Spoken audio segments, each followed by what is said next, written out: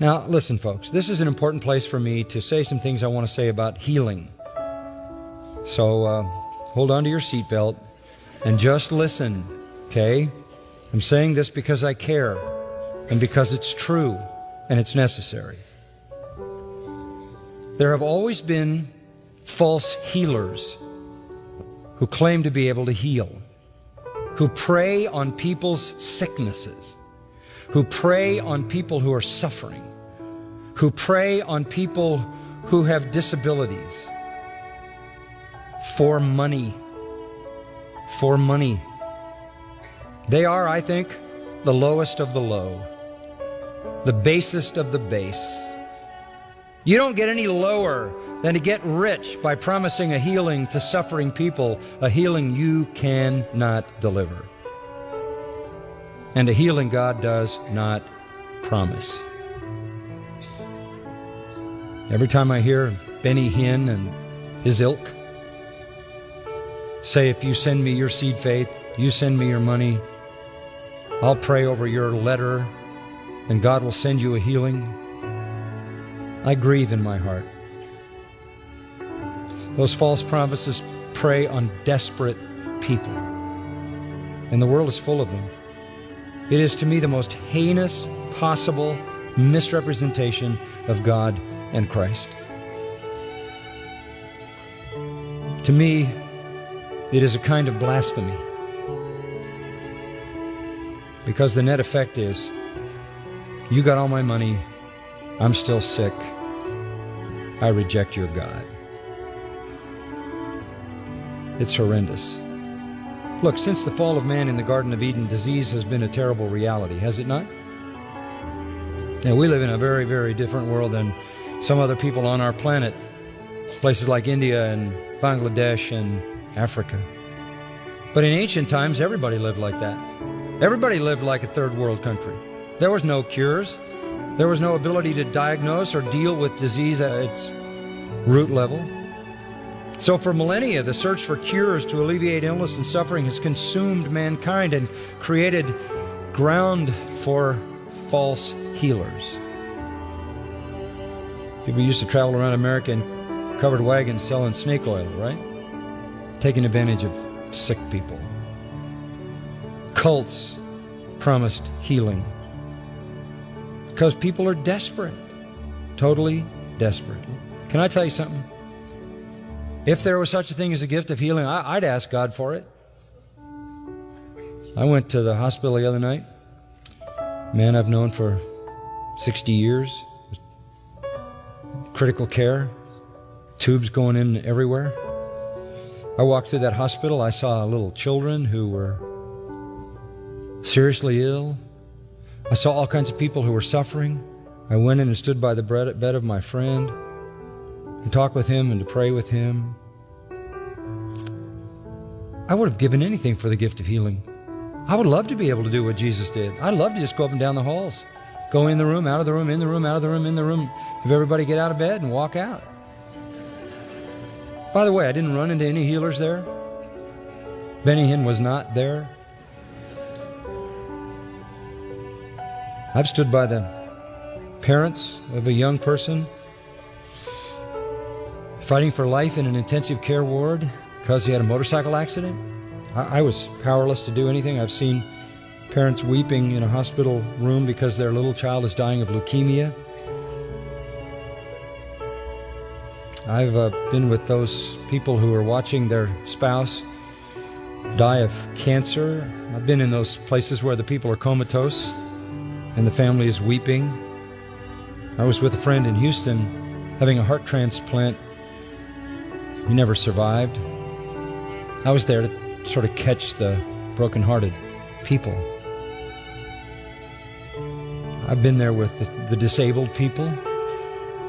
I know a lot of them right here in our own church who come in here in a wheelchair, who have a hard time talking, can't walk, have to be cared for.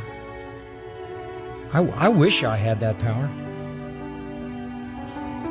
I don't have that power, and no one does. Think of how thrilling it would be if I had that power, or if somebody had that power. If you could just go through the cancer ward and heal everybody, Go through the AIDS clinic and heal everybody. Go where they have tuberculosis and whatever other diseases, tumors, just heal everybody. Why don't the healers do that? Where are they? Well, maybe if they all got together and they just if 20 of them went through a hospital, maybe they could do it collectively. You're never going to see one of them in a hospital unless he's visiting his sick friends or sick himself. They have to stay in their tent or their building or their TV studio to pull off their deception. They aren't going to go to Africa and heal people. They aren't going to go to India and Bangladesh. Why? Because they can't heal. No one can heal. And listen to this. Even God doesn't promise you healing. What he does promise you is death. It's appointed unto men once to die. You have that promise from God. You will die. You have no promise that you will be healed. Your faith has nothing to do with whether you are healed or not healed. You can't activate some kind of healing by just believing. That kind of positive thinking is useless and pointless, and people are becoming filthy rich by selling that deceptive lie. I watched one of them the other night that said, send me $1,000. Send me $1,000 and I will talk to God and your healing will come.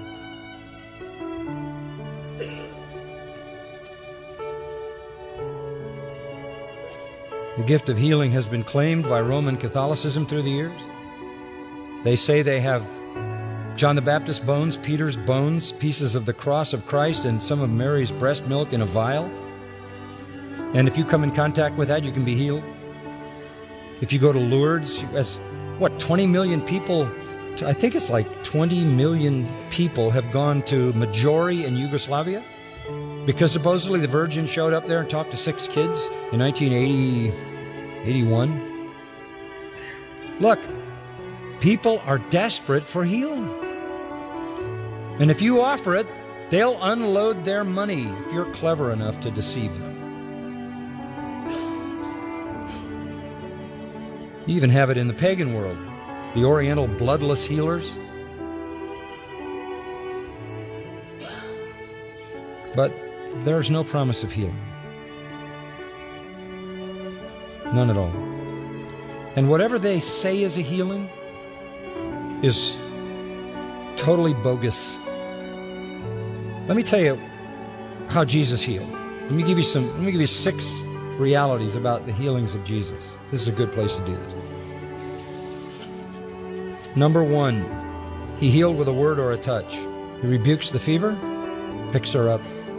She's healed by his word, his touch. You find that throughout his healings. There are many of them like that.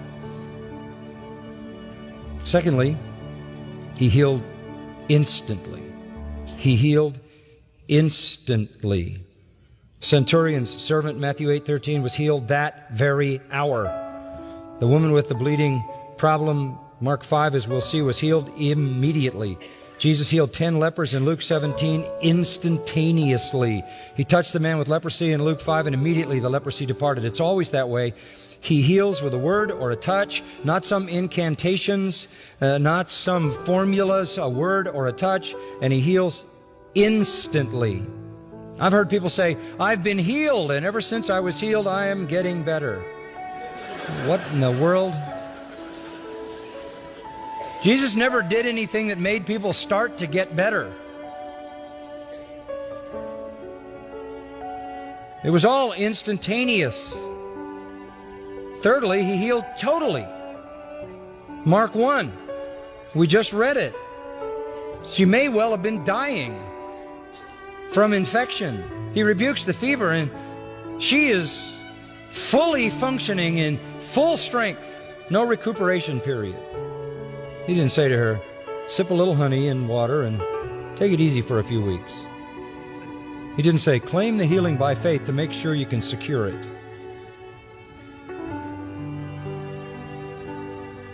Fourthly, Jesus healed everybody.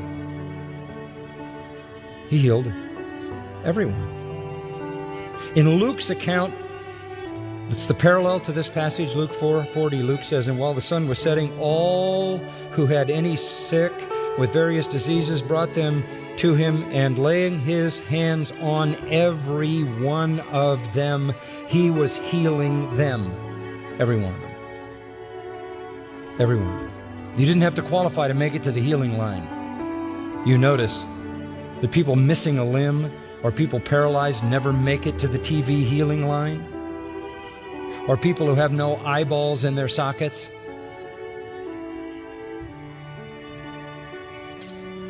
He healed everyone, absolutely everyone. It says in verse 32, "When evening came after the sun had set, they began bringing to him all who were ill, those who were demon-possessed." And Luke's comment on that same scene is he healed all of them. We'll get back to that in a minute. He healed absolutely everyone. This is just one day, and he did it every day. He banished illness from Israel. Fifthly, he healed organic disease. He didn't heal lower back pain, or heart palpitations, or a headache, or some other invisible ailment. He reversed paralysis, palsy, things that were undeniably supernatural.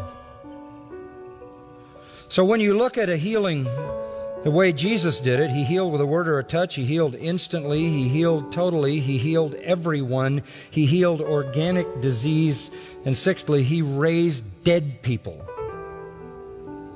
That was no more difficult than any other healing, because you had to create, in any case, you had to create a new limb, you had to create health where there was disease. It was all creative. He went to a funeral in a city called Nain, walked up to the casket, said, "Young man, I say to you, arise." And the young man rose up and began to talk. He raised the dead. I don't see the healers at the mortuary either. Where are they? Or I don't see them at the graveyard. I don't see them in the funeral lines trying to relieve people's suffering by raising their dead.